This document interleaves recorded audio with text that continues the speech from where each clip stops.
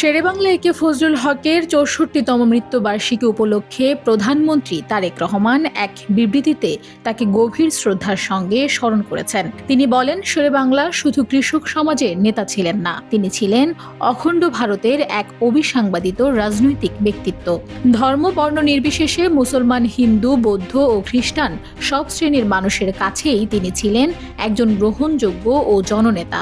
তার সংবেদনশীলতা, মানবিকতা এবং আপোষহীন রাজনৈতিক অবস্থান তাকে সর্বভারতীয় রাজনীতিতে উচ্চ মর্যাদায় পৌঁছে দেয়।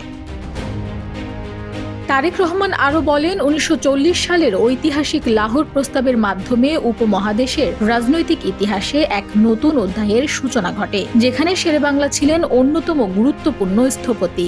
অবিভক্ত বাংলার রাজনীতিতে তিনি ছিলেন এক ক্ষণজন্মা নেতা, যার প্রভাব আজও ইতিহাসে গভীরভাবে বিদ্যমান।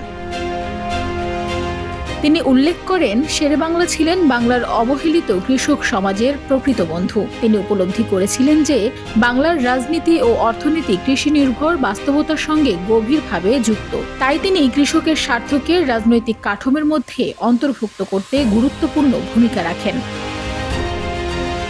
১৯৩৭ সালে অবিভক্ত বাংলার প্রধানমন্ত্রী হিসেবে দায়িত্ব গ্রহণের পর তিনি কৃষক ও শ্রমিক বান্ধব নীতি বাস্তবায়ন করেন। পাশাপাশি প্রশাসনকে সাধারণ মানুষের আরও কাছাকাছি নিয়ে যাওয়ার উদ্যোগ নেন।